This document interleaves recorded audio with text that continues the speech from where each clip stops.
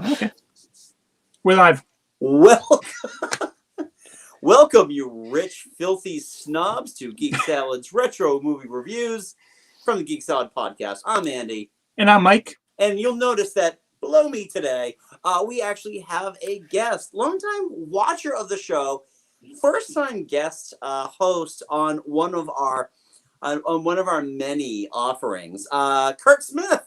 Hello. How you doing? I'm good. How are you guys? Oh, not bad. I was better. Yeah. Better.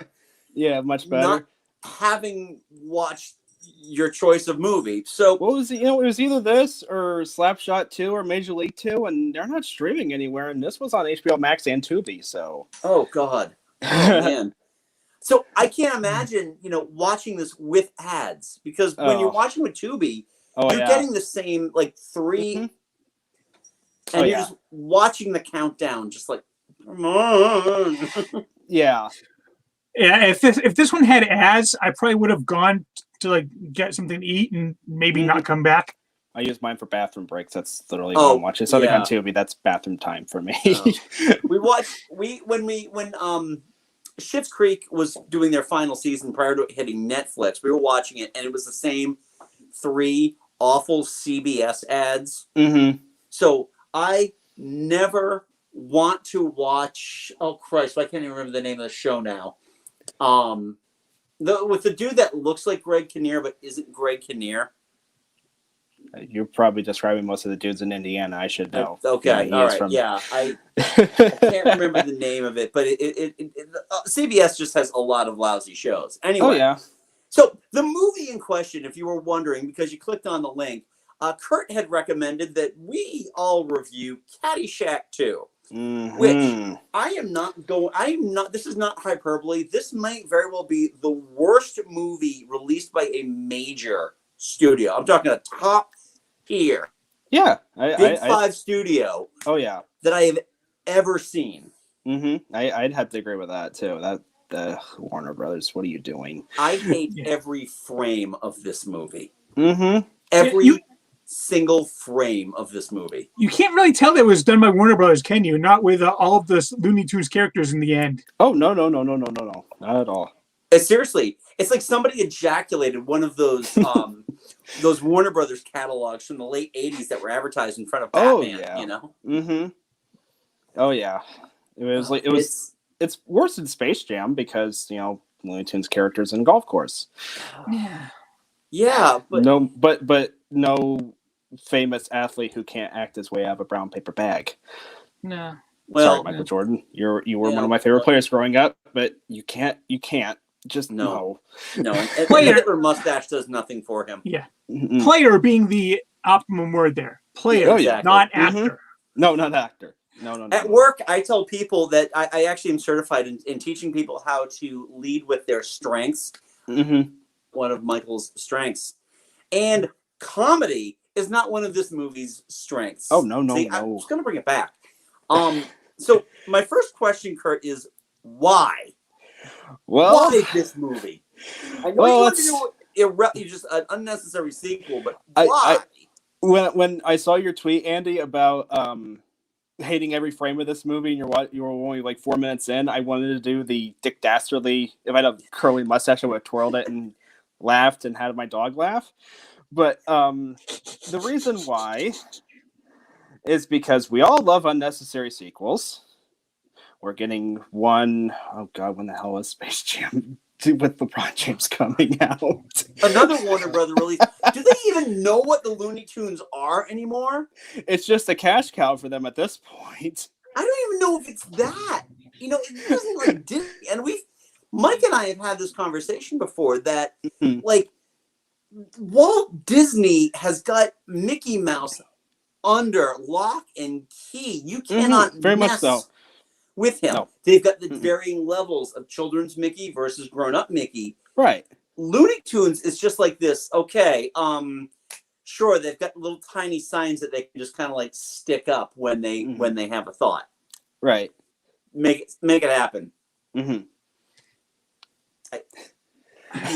I do not want to see Space Jam 2, even though I have a feeling I'm gonna have to. I was gonna say, You may I will have to review it with some point, probably Tom from Movies After Work, but Honestly, I've never even seen Space Jam 1, and I don't really care. I have blind nostalgia for it because A, growing up in the 90s, and B, growing up in northeastern Indiana, my brothers love the Bulls, obviously. So Sorry. that's fine. So Michael Jordan in a movie with Bugs Bunny, I'm like, okay, that was 96, so it's about 4 or 5 years old, I think. Yeah. I'm like, okay, I'm interested. yeah. I like Looney Tunes. And then I watched it as an adult, and then I realized I was wrong.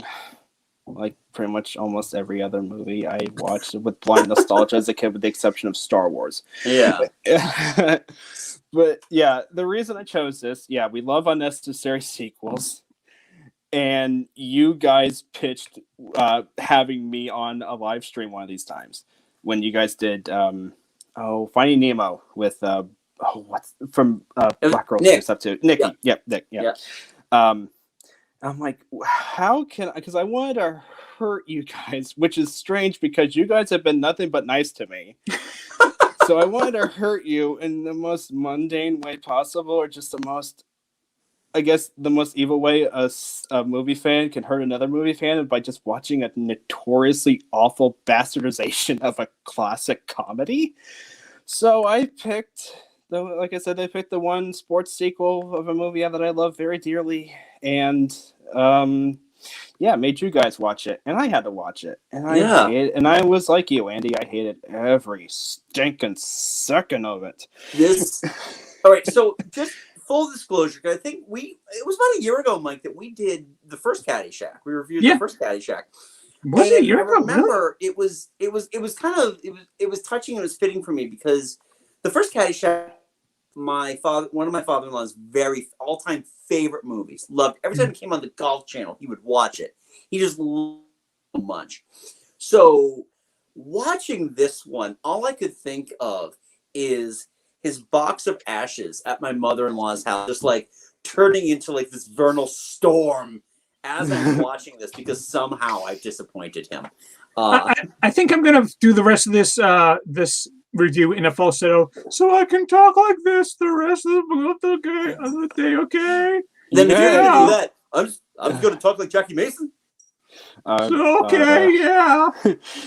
I could maybe try to do the dry delivery of Chevy Chase, but I don't know if I'd be good at it, because he is the one good spot in this entire turd of a movie. At least some of the lines that he delivered were actually kind of funny. I will give him all the credit in the world, because the second I saw Harold Ramis's name pop up as written by, literally one of my notes too. I went to IMDb to see exactly how little involvement he had in this, and I read. Chevy Chase, well, first of all, Chevy Chase is notoriously awful to work with to begin with. Dan Harmon has entered the chat. Hated every little piece of this movie. He said, "Call me when you put in the laugh track." Yeah. But for some odd reason, he is the only person acting professionally in this entire movie. Yeah, I mean, he is the only one that's actually tried. I mean, Jackie Mason I think he's trying, but I don't think his shtick works well in this. Like, it worked well in The Jerk when he was Steve Martin's boss, because it was just a side character. Yeah. You build an entire movie that's basically just Jackie Mason doing his shtick that he would do on the Tonight Show. Yeah. And it just doesn't translate very well to a main character, and it's just kind of frustrating. And I'm like, you know what? When Rodney did it in the first movie, it was kind of funny because his one-liners translated very well to film, and Jackie's just didn't.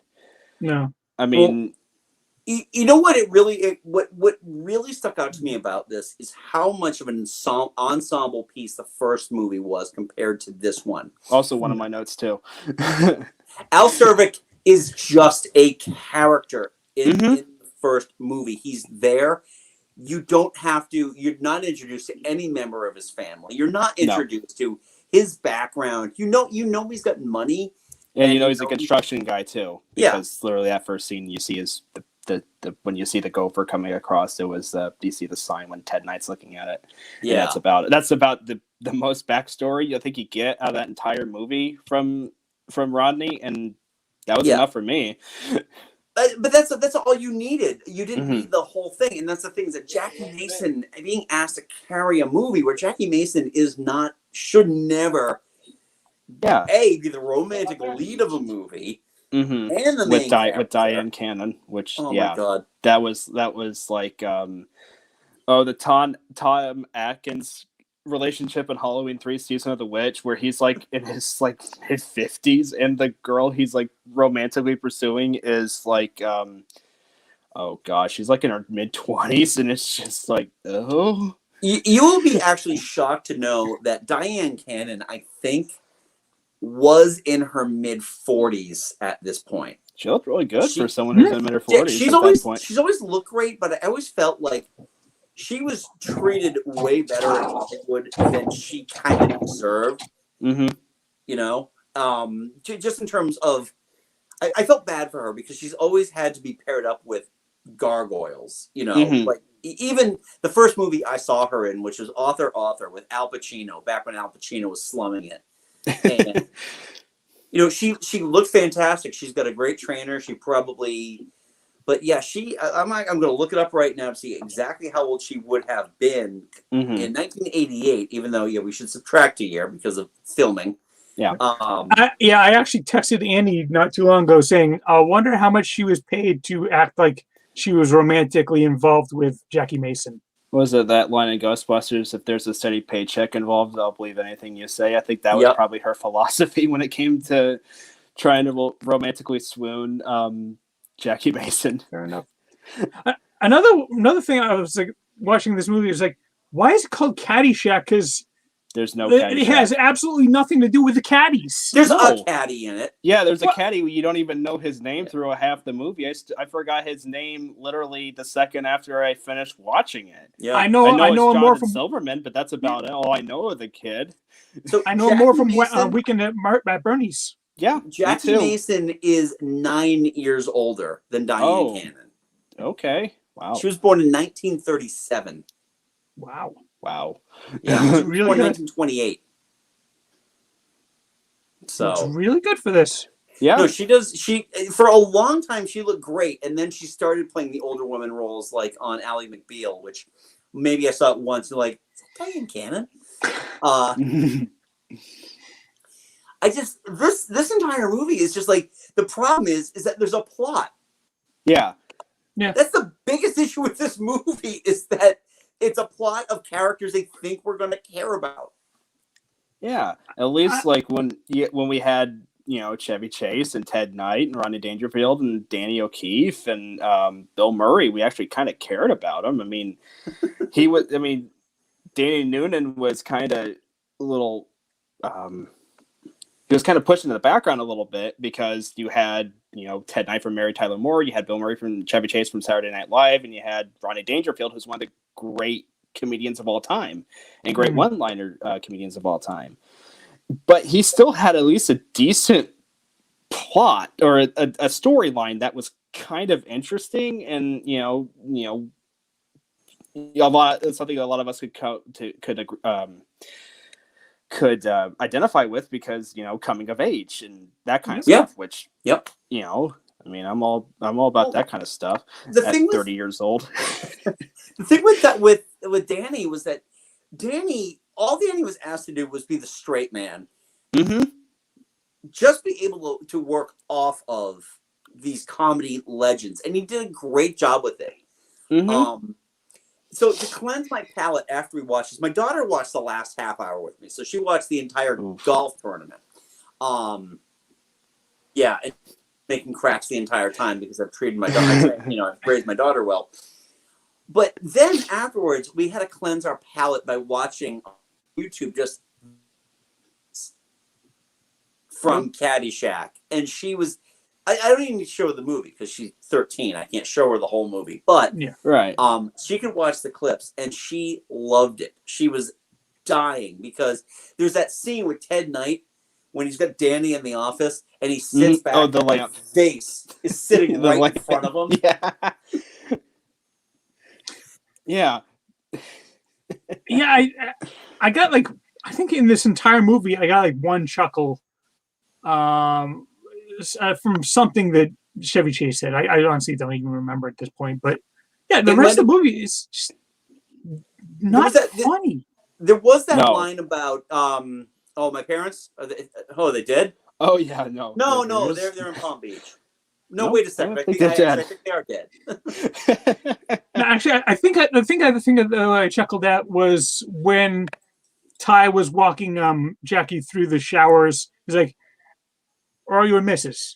Oh yeah, with Paul Bartel. Oh yeah. Oh my god. The talent behind the scenes of this is astounding. Like John Peters, who produced Caddyshack, he produced An American Werewolf in London. He produced Clue. He produced a little kind of an underrated movie in my opinion, but a movie with Rob Lowe and Patrick Swayze, a hockey movie called Youngblood. Oh god. Which I like that movie because I'm a big hockey fan and I kind of have a soft spot for Patrick Swayze because Patrick Swayze was awesome. But he did. Let's have a Patrick Swayze Christmas. Mm-hmm. But he did the two. Well, I think he might have done all four. The two Burton Batmans and the two Schumacher Batmans. He only did the. Oh, did he only do the two Burton ones? I can't. He only did the Burton ones. I don't even remember if he did Returns or not. I thought. What? I had to go back and watch Batman. Give me a second. Looking it up. I was gonna say he had partnered with Goober Peters or Peters Goober, as well. They produced Rain Man. That was like their thing. Oh, okay. They produced Rain. They won an Oscar for producing Rain Man. And then this movie. He produced Batman. He was executive producer of Batman Returns. Okay. Right. And then I think I remember seeing his name in the credits, but yeah. He also executive produced DC Cab. Yay! It's got Mr. T in it. I'm okay with that. It does. It is one of our co-hosts, Mike's favorite movies. Oh yeah. Don't Rescue Mike is one of his favorite movies. That was Jim's favorite movie. No, Jim just makes fun of it because the Barbarian brothers are in it, and those two are shot up with so much horse tranquilizer that. Yeah. But then. So back to this movie. Yeah. All right. So was everybody astounded because we all watched this on HBO Max when the rating popped up? Oh, it was like it 4 was stars. Straight PG. Yeah. Again, also one of my notes. Yeah, the PG rating, because we all know that when you make a sequel to a classic R-rated comedy, when you make the sequel PG, and not only PG, you wait. Was it Caddyshack was 1980? This was 88, so 8 years. No one really cared anymore. And they gave the one F-bomb to Randy Quaid. Oh my god. Oh. A year before Cousin Eddie, he was Cousin Eddie. Vacation was 83, so yeah, right. Yeah, Vacation was 83. But I don't even feel like Cousin Eddie really kind of got like that. No, not until Christmas Vacation, yeah, which was a year later. Mm-hmm. The funny thing is with this movie, so many people had greater acclaim 1 year later. I was telling Mike because Mike had mentioned all this stuff about like the Warner Bros, like all the Looney Tune drops. It's like this was a year before Batman. Peters, it was a year before Batman. Randy Quaid, this was a year before Christmas Vacation. Dan Aykroyd, this is a year before he got his sole Oscar nomination. Oh yeah, for Driving Miss Daisy. Dan Aykroyd is an embarrassment in this movie. Oh God, yeah. He talks like Carl Spackler, and it's just a reminder that Bill Murray is not in this movie, and B had a lot of drama behind the scenes. Like he literally sued, I think, Warner Brothers for copyright infringement because the gopher was his idea. Him and Brian Doyle Murray his brother came up with that. And the gopher's in the movie for about 10 minutes and that's about it. And I think maybe he might've won the copyright infringement. I don't know. I'm not sure. Know. But yeah. But Dan Aykroyd shot himself in the ass with an arrow. That makes it funny, right? So I mentioned I mentioned that we start. My daughter caught the tail end of this movie. We're sitting down. I turn it on. What is the first scene she sees? Is half of his bare ass hanging.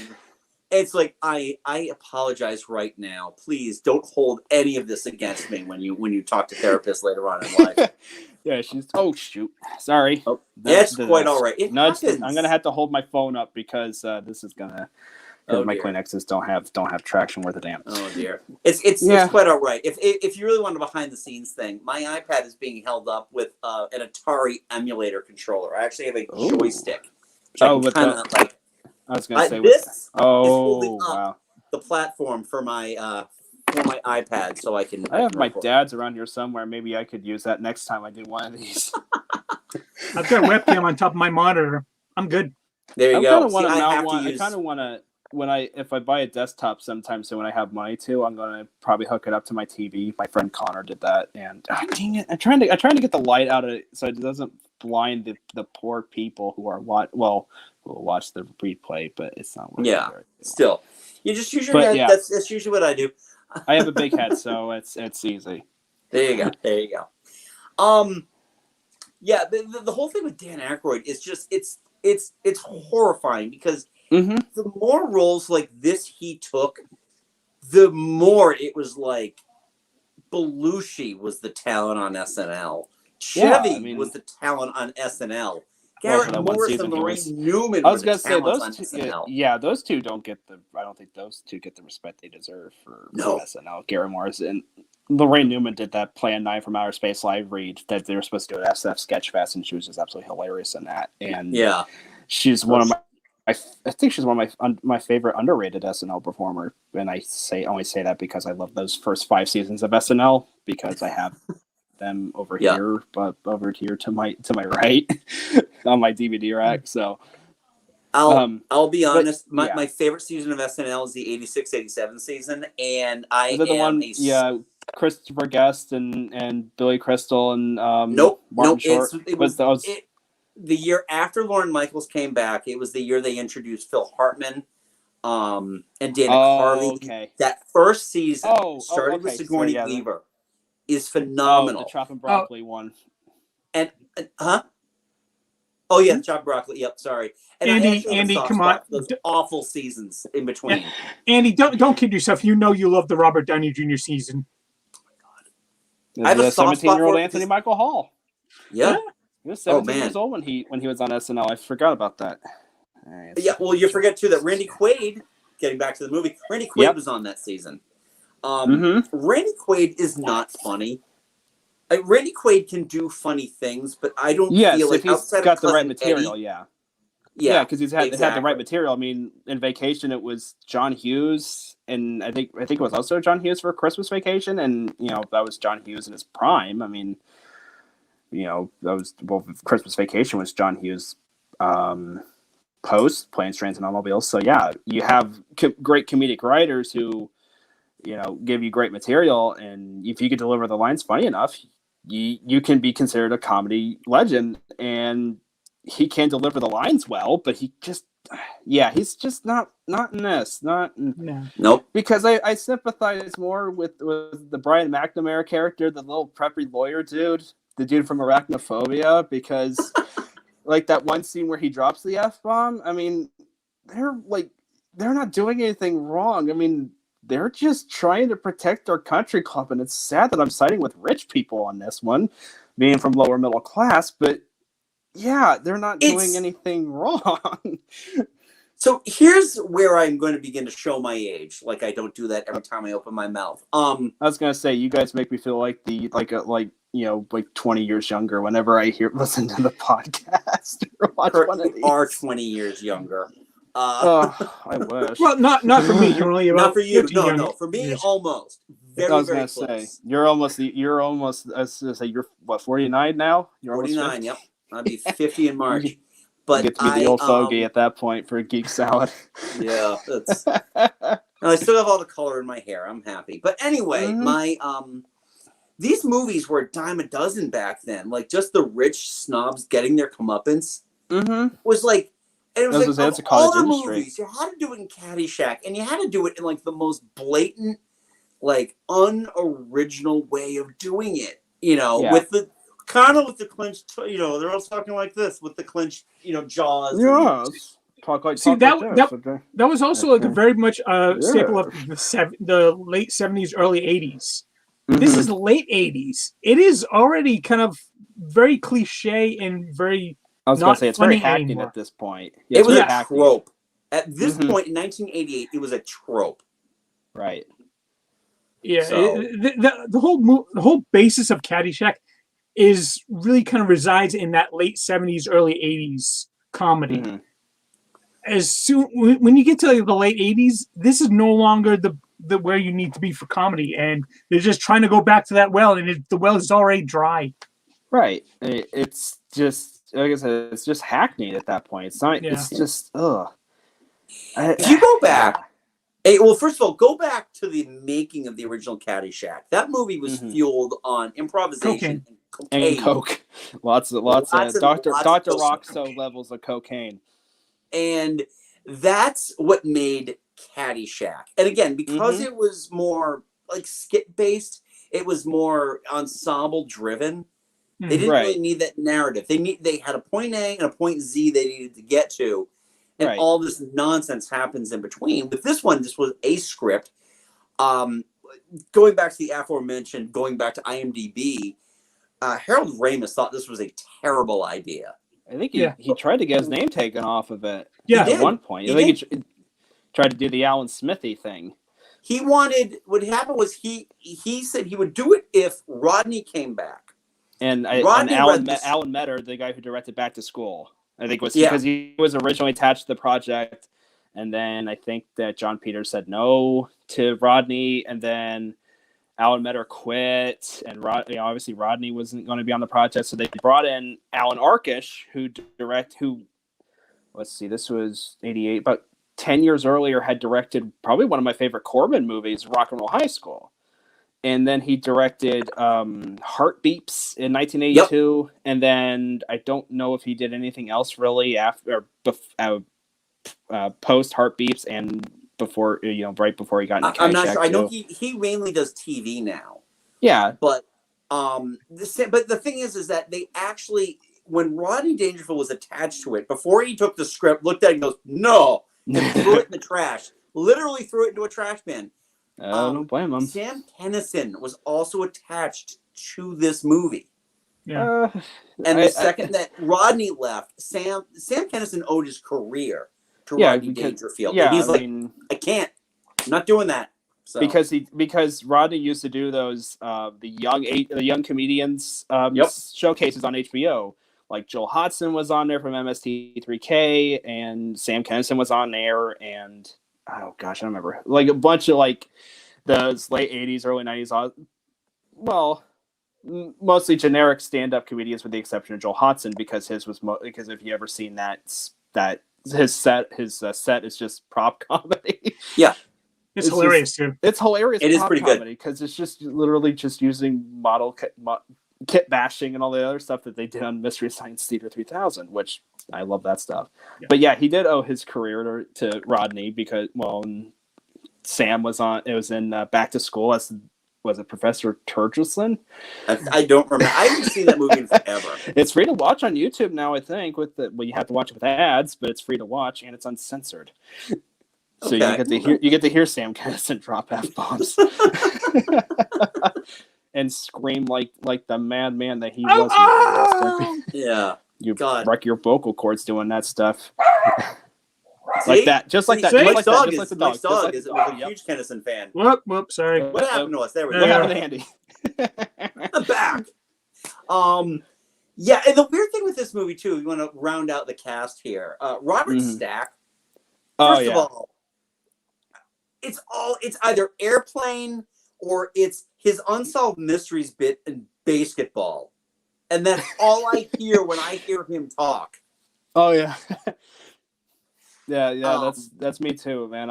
I'm like, because he did Airplane, and I don't think he did any comedy. Yeah, he was brilliant because it was him. There was the straight delivery. because him being a serious actor, you know, Untouchables and all that stuff, and his delivery of just like his delivery of the comedic lines is just hilarious. It's no different than Leslie Nielsen at that point was just just a dramatic actor and delivering those lines straight as an arrow. And I don't know if he did any comedic roles post Airplane, but I don't even know if this is technically a comedic role because it's not funny. He's not Ted Knight, and that's the saddest thing. It's just he's not Ted Knight, and I don't think he's trying to be Ted Knight. But those are big shoes to fill because Ted Knight was one of the funniest sitcom stars. I mean, you know, Mary Tyler Moore, and I think was it Still Standing? I think my mom loves that show. Too Close for Comfort. Oh, Too Close for Comfort. That's it. Right. Yeah. He was the thing with Ted Knight was he could play a convincing buffoon. Oh, very much so. In the body of an elegant, well-dressed, cleans up nicely kind of guy. Yes. Ted Baxter is one of the greatest characters in television history. One of the greatest characters James L. Brooks ever created, I think. I mean, in my mind, absolutely, because I don't think he created characters. Well, Matt Groening did for The Simpsons, but he did create Taxi, so one of the best because he created Locke, Andy Kaufman's character. Yep. From Heartbeats, actually. That was more Andy Kaufman, I think. Than I was gonna say, those Andy's thing. But you're right about that, though. Is that Robert Stack isn't Leslie Nielsen, and he's not Ted Knight. He's Robert Stack, which is why when you hear the voice, all you hear is Robert the Stack. Unsolved Mystery. All I hear is the Unsolved Mystery music. Yeah, that's all I hear. And I expect him to walk out with an overcoat in some foggy freaking field talking about UFOs or something. Boy, I'd really like to be his girlfriend right now. If I was, I'd probably hold him. I'm going to text my brother that because my brothers and I love that we love basketball because, you know, it was South Park. I mean, it was Trey Parker, Matt Stone. So yeah, as growing up in the 90s, we love that movie. So I'm going to text him that when I get done with this. Nice. Hey, I'm glad I can remind you of that. And thank you, Andy. Mike, did you recognize the blonde snob? I didn't, but I looked it up like earlier today. Someday somebody's gonna turn around and say goodbye. I love Wilson Phillips. Yeah, and this was a long time before. Actually, only about 2 years before Wilson Phillips, right? Yeah. Or was it 89? I think their album was released in 89. Oh, okay. But it made headwaves in 90. But yeah, China Phillips was an actress prior to joining, you know, with Brian Wilson's Damaged Daughters. And then... And I also got to say about Brian McNamara, the same year that this movie came out, I fell in love with him as the captain of Earthstar Voyager. It was a two-part. It was a two-part TV miniseries on Wonderful World of Disney. Oh, okay. And I've got it on like bootleg DVD over there because it's not memorable, but it was fun and I still enjoy it. And he was like the captain of it. And I saw that, I was like, all right, cool. And I see this, I'm like, why is the captain such a douchebag? Well, you know, in the next year he was in Arachnophobia, and he was kind of a nice guy in Arachnophobia. Yeah. So I mean, potato, tomato, whatever. Oh, I'm actually curious about something else here while you guys discuss this. I mean, I don't think we can talk about Caddyshack 2 also without talking about the hideously over animatronic gopher. Did John Dykstra do these again? For like, because he did. I know he did it for the original. Yes, literally coming off of like The Empire Strikes Back. But I mean, here they have him like they had like made him like really, dancing, really fat, and like they made him like drink and for some reason they gave him a voice. Was Frank Welker? It was Frank Welker. Of course, it was Frank Welker. In the 80s, if you wanted to have a animal make noise, Frank Welker was the guy to call. I'm fairly certain that the farting horse was also Frank Welker. Oh God, What was up with that horse? That damn horse. Because the horse didn't even sound like a horse. They couldn't even get the horse to whinny. No, that's literally my notes. Why couldn't they get an actual horse noise? It's like you can buy a stock CD for, probably pennies on the dollar and have just a generic horse sound. And I think it wouldn't have been funny. But it still wasn't funny. It still wouldn't have been funny. No. The horse sound. I think what they were trying to be funny with the fake horse sounds. Yeah. But you have to. You just have to. There's only only a little bit people can suspend their disbelief in a film, and I can suspend my disbelief for pretty much everything. I couldn't do it for this because it was just too ridiculous. I mean, it laughs at Jackie Mason. It bucks him off the horse and it laughs at him. It's like, what are these decisions? Like, what drugs are you on?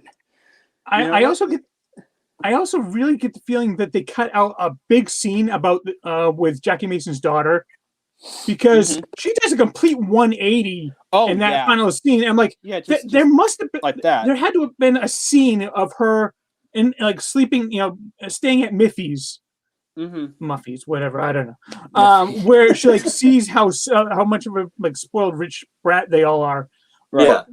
We never got that, so we just got a complete 180 with no purpose. No. There's literally just she shows up and chastises Jackie Mason, and let me think about this because that scene was after he had turned Bushwood into the local putt-putt course. Yeah. So maybe that it doesn't make a whole lot of sense. No. But the final straw was when she asked her to change her name. Yeah. And it's like, okay, this is a PG movie in the 80s. It's okay if one of the villains of the piece is saying, "Please change your name. It's too Jewish." See, I said it, and I'm the hero of this piece. When the villain says it in an 80s movie, it's like. But that's they're like, oh yeah, okay, so they're anti-Semites too. It wasn't a Jewish name though. It was an Armenian name. It was Armenian. Yeah, Hartunian. Yeah. So but I think in the 80s you could be prejudiced towards Armenians. Yeah. But like there were some great bits in the original. When like Ted Knight is telling the priest the racial joke, the Catholic, and the guy with the shoes. Yeah, and the guy with the shoes, I'm in person, and he's like just grinds his shoes down.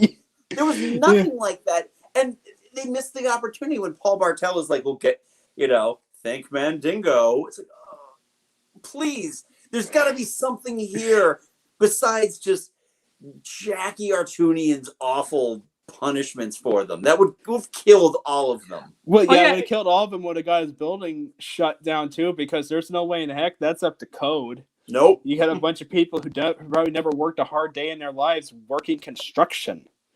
Oh yeah, and let's hijinks. Let's not also forget Marsha Warfield is in this movie. Oh, she is. Yeah, and she is. I didn't realize she did anything outside of Night Court, and I love her in Night Court. Mm-hmm. She's phenomenal as Ross, and then I see her in this like, okay. I mean, she's fine. That's about 95% of the cast in this movie. Like, one of the construction workers on the work site is what's his name? But he's in The Jerk. He's the car the three Hispanic gentlemen. When Steve Martin ties the chain from the tow hitch on the back of their Cadillac to the church. He's one of the guys in the Cadillac. I'm like, stop reminding me of people who are in better movies that I should be watching. Seriously. And Jonathan Silverman, I feel like there's a whole movie that is on the cutting room floor somewhere that will never be unearthed because it's like, what did he do to deserve this? And a year later, 89 was a magic year for him too because he did Weekend at Bernie's. But I was about to check when that was. I wasn't sure if it was 87 or 89. I just double checked that because I think it was either 87 or 89. Yeah. Was this like his first starting role in a major motion picture? No, he had been doing he was on I think he was on Family Ties. Okay, so he was Before, working on he was on a sit. No, he was on Give Me a Break. I think that was his big like sitcom role. Okay. Yeah, he was Going on. in Yeah, right Give Me a now. Break. Yeah, Give Me a Break, Okay. 1984, 1986. Okay. Yeah. And he was on an episode of ER back in 1984. I didn't realize that show went back that far. I thought that was in the Did it say 90s. 84? Oh, sorry, that There was a was sitcom. Oh. Yes, the one with George Clooney. No. This was like a sitcom. No, George Clooney was in a sitcom called ER in 1984. Did Michael Crichton help develop that one too? Nope. Nope.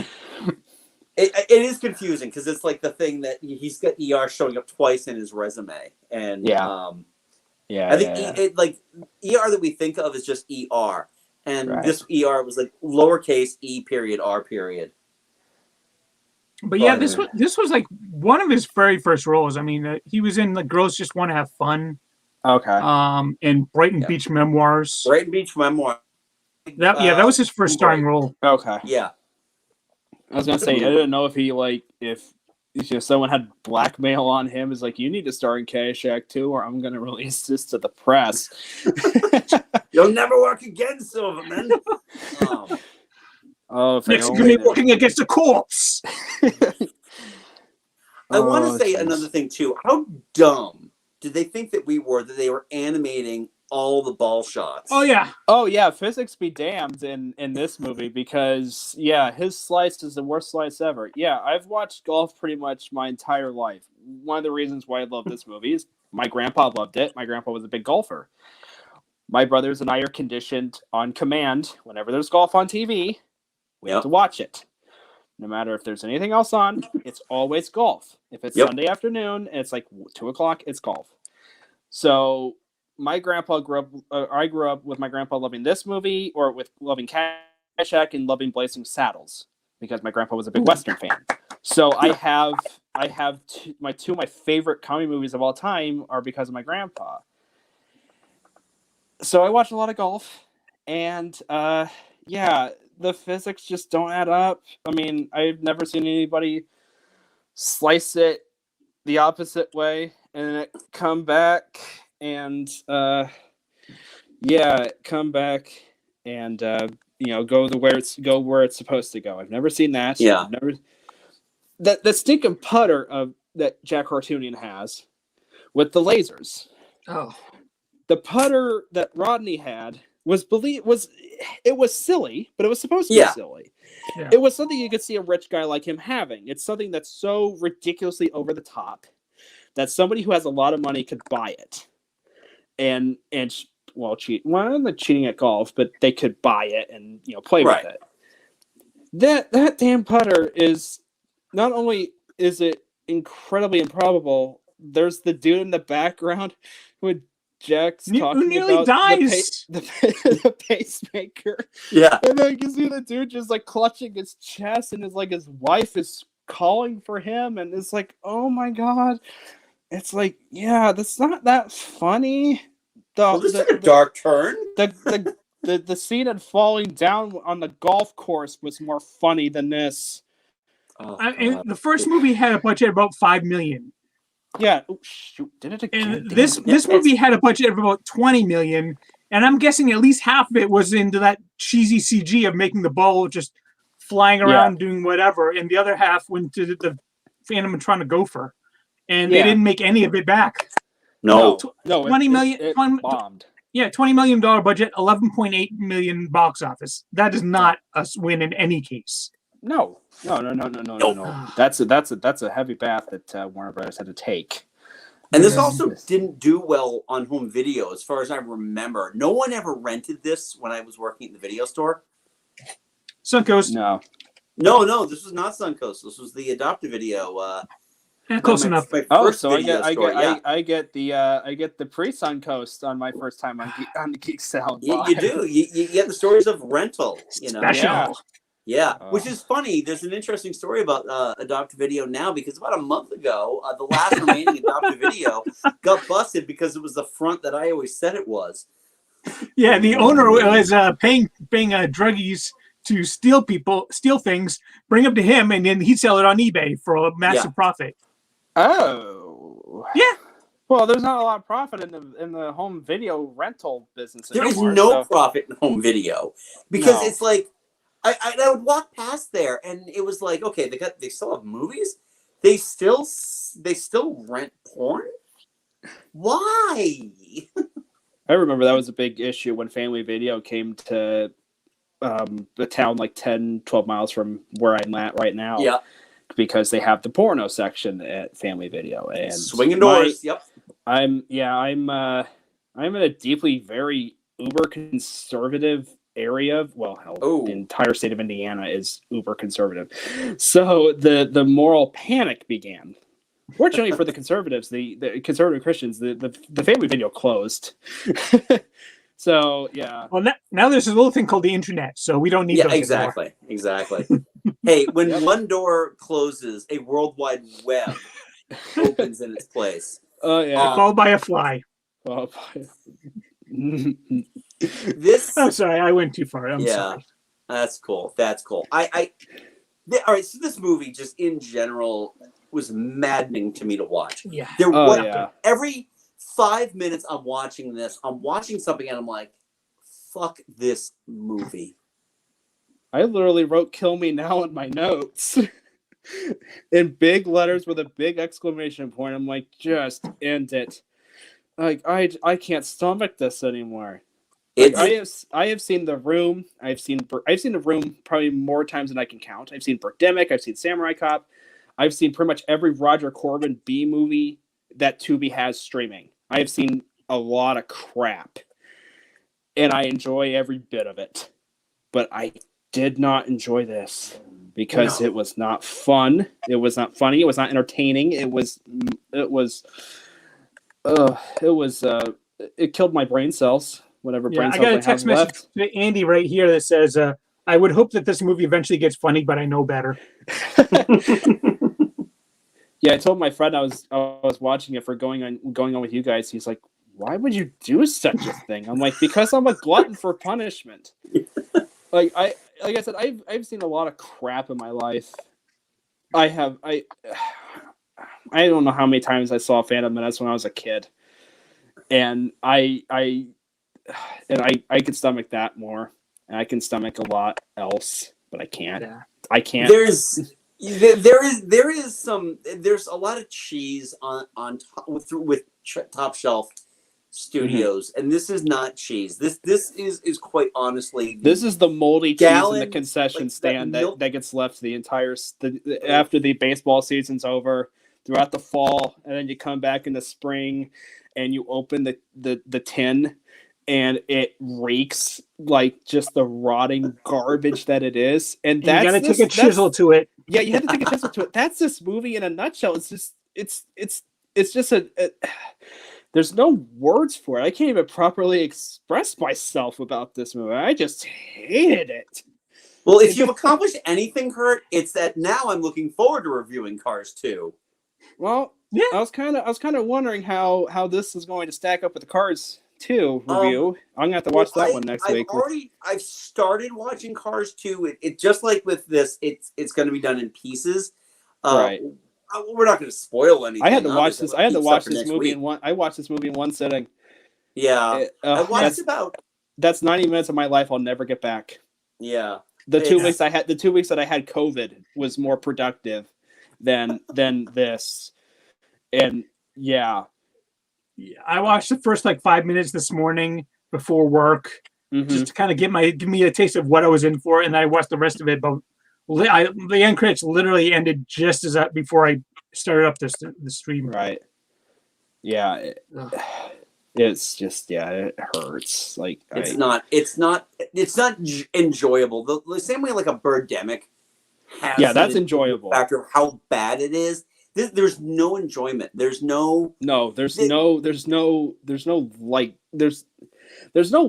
it. Like there's no love behind the scenes. Like the key to making any good bad movies, there's love. Ed Wood had love for his movies. James Wynn had love for Birdemic. Tommy Wiseau had love for The Room. There's no love for this. No, I mean this was a cash in. And I don't blame Alan Arkish because he was just there. He didn't write it. Right. I don't blame Harold Ramis because it was taken away from him, really, basically. It is written by a bunch of writers that they hired on after him that they never give credit for. Yeah. Luckily, I didn't. This is probably not the worst movie I think I've ever seen that he had his name attached to.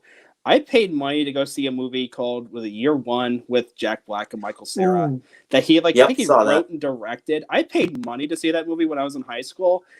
I was the only one in the theater. I wanted my money back. I'm like, I want the Harold Ramis of Caddyshack and Ghostbusters and Stripes and Groundhog Day, and I want that Harold Ramis. I don't want this one. It's like this. That was my attitude with Caddyshack too. It's like I just want that Harold Ramis again. It's like just, and I'm sure his original script probably had a lot of clever jokes in it because he was a clever writer. Mm-hmm. But like Mike brought up, maybe a bunch of people were brought in who didn't care about the source material or didn't care about humor and just jerry rigged with it. And so, well, it's 90 minutes, it's feature length. Let's just put it in production and see let's see how it goes. And it did not work. The first one felt very much like a National Lampoon's movie. Oh, very this much one so. does not feel like a National Lampoon's movie. Because, I mean, not only did you have Harold Ramis, you had Doug Kenny producing it. And Doug Kenny was literally the brains behind the National Lampoon magazine, the Radio Hour, some of the other National Lampoon stuff. It's based on Brian Doyle Murray's job working as a caddy. Yeah, in Winnetka, Illinois, I think is where it was, which is probably about 3 hours from my house, depending on how good traffic is. If you haven't seen it, by the way, on Netflix is the movie A Stupid and Futile Gesture. Oh, I love that one. About Doug Kenny. Yeah, it's fantastic. With Will Forte as Doug Kenny, which I remember when that dropped. Was it 2018, 2017? Yeah, something like that. 17 or 18. I remember. It's brilliant. Because I love. I'm a big comedy nerd, so I love the National Lampoon. There's that documentary. Was it Drunk, Brilliant, Stupid, Dead? I think is what it's called. The story of the National Lampoon. And then that was on Netflix. And then one day that Futile and Stupid Gesture popped up in my recommendations. I'm like, Will Forte's in it. I'm like, okay. I mean, it can't be that bad. And it wasn't. It was actually kind of enjoyable. I thought it was fantastic. I loved it. But yeah, This is just not a labor of love. This is a labor of just intense death, and I'm happy that I was happy the most when the credits were rolling. But I will give this movie credit. That's one thing I like about it: the Kenny Loggins song, "Nobody's Fool." Yes, I love that song. That's the only thing I like about this movie and the music video literally just is about 90% Kenny Loggins and his band and 10% of the inserts from the movie. Yep. And I don't like those aspects, but I like the song. I do as well. Yeah. I don't know if it shows up on his essential Kenny Loggins, nor does he probably play it live, but it's there. And it's hey guys, here's I'm All Right. Now here's Nobody's Fool. Right after playing Danger Zone and playing with the boys from Top Gun. And then Winnie the Pooh. Yeah. Oh, yeah. Yeah. Oh, man. Geez. Well, this was fun, Kurt. Thank you. I thought I was going to get angrier, but... Well, I got angry when I watched the movie because, again, it's the desecration of a classic. Yeah. It's literally like taking the statue of Christ in Rio and just vandalizing it to like cutting the arms off of it, or like throwing a bra on top of it, just cutting up the Mona Lisa. You know what I mean? It's just utter desecration, and it's just frustrating because there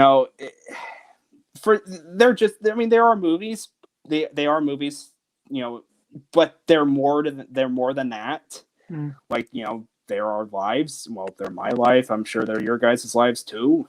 Well. Yep. The greatest thing about watching this movie was that now I never have to watch it ever again. Right. Oh yeah.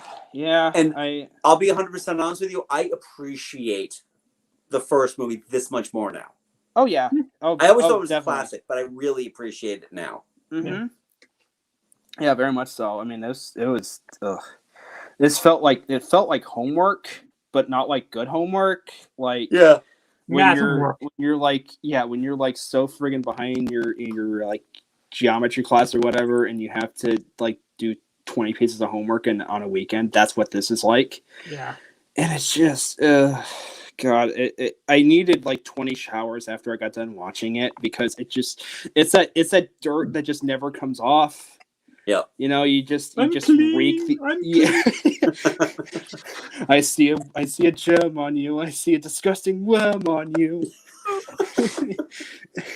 But yeah, it's just it's unclean. It's just not. It wasn't enjoyable. Like well, the Chevy Chase stuff was enjoyable. I like the scene where he's trying to pick up the women in the bar. Have you ever seen a $50 bill or $20 bill or whatever? And that's just because that's just his delivery. Yeah. It wouldn't be a funny line in anybody else's hands, but since he has that good straight man delivery, it was funny in his. Yeah. But that's all the credit I'm going to give this movie was at least Chevy Chase was kind of trying. I mean, Chevy Chase, the guy who was the most vocal about how much he hated this movie, gave the only thing resembling professionation in this movie. It's the professionalism that I respect. Which is something that Little Shop of Horrors is going to be my next watch on HBO Max probably tomorrow. So good movie. I've never seen that one before. So very good movie. Yeah, I kind of listened to M's episode, the Verbal Diorama episode of it, and I'm like, why am I listening to this? I haven't seen Little Shop of Horrors. So I'm like, she doesn't spoil it, but I'm like, I kind of want to see this myself, and then maybe listen to the episode. And I haven't listened. I think I've listened like the first 5 minutes of it, and then I just I'm gonna wait and see if it comes streaming on somewhere. You're a Roger Corman fan. You will not be disappointed in the results of the musical. Right. You really will not be. It's got a studio polish on it, so it looks good and it sounds good. Right. But it's got those elements of schlock that really make it work. Right. Bill Murray is fantastic in it. Bill Murray is fantastic. See, a movie that Bill Murray said yes to. Yeah. So, because Frank Oz behind the camera, so yeah. Exactly. I want to know what you think about that. I'll probably write a review on my Letterboxd tomorrow.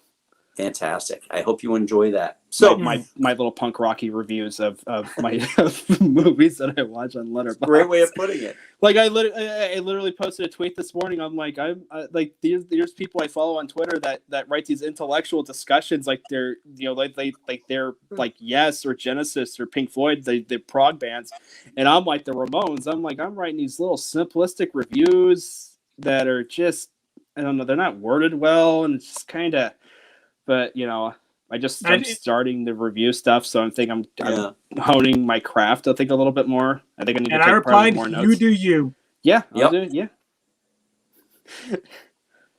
Yeah, this was fun. I love this.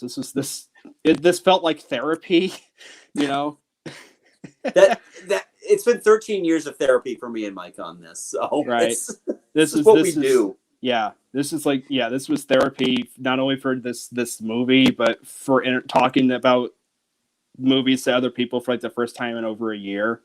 So kind of face to face, over the phone. But it's just, I haven't talked to anybody. I haven't really seen anybody outside the house in over a year, and it's good. We're not gonna fresh faces. Yeah. Fresh faces. And people get to hear my voice for the first time. Now, do you have anything you want to plug? You can follow me on Twitter. It's Swayze of Arabia. I have a Letterboxd account that's linked on my Twitter bio. I tweet random crap, and when I'm watching a movie, and sometimes like I just posted a review, or I reviewed Blues Brothers today, and I made a list of my top 10 Chicago movies that I pinned on my Twitter. So yeah, people can follow me on Twitter. I have an Instagram, but I don't really use it. Yeah. Well, I don't really use it because I haven't been anywhere. Well, I think I posted the tweet I posted when we were setting this up, and then I posted your guys' tweet tagging me in it, and that was like. I think like the last actual photo of something I took was I got a t-shirt. My parents got me a t-shirt for my birthday this year, and I posted it on Instagram. But pretty Cool. much I don't really post that much, but yeah, you can follow me on Instagram, Swayze_of_Arabia. There's an underscore after Arabia. Nice. Nice. Awesome. Yeah. Awesome. And you can follow Mike and I on our podcast, Geek Salad. We are available wherever you get your podcast from. You can also get us here on YouTube with the audio, as long as we are not banned in certain countries for copyrights. Sorry, Iran. Or certain seditious beliefs. Yeah. trying to overthrow a certain country. I know how powerful we are as a nation. Yes. Yeah. So you can check us out there. You can also follow us on Twitter at Geek Salad Radio and on Facebook at Geek Salad Podcast. Check out our merch store at TeePublic using keyword Geek Salad. And don't forget, give this video a thumbs up. Hit the subscribe button, please, because that's how you get more of our videos. Also, we want to know in the comments below, have you watched this movie? I mean, have you really watched Caddyshack 2? Have you rode down the river on a raft like we did with this movie? Yes. Write your review in blood, please. Just keep it civil. It's all I ask. So, forever unclean. It's just like just it, and that's it. Yep. Just write it in blood, and that's it. Oh man. Well, Kurt, thanks again for joining Thanks for us. having me. We Thanks for having me. Really this was appreciate it. We'll have you on again to talk about some more. Very much so. I'd love to be on again. This was a lot of fun. Awesome. We'll just find something a little more pleasant to talk about next time. Oh yeah. No, Something I'm that gonna make doesn't you make guys. me wanna- I'm gonna make you watch the 2 Slapshot sequels. Go to hell. So anyway, until next time, I'm Andy. I'm Mike.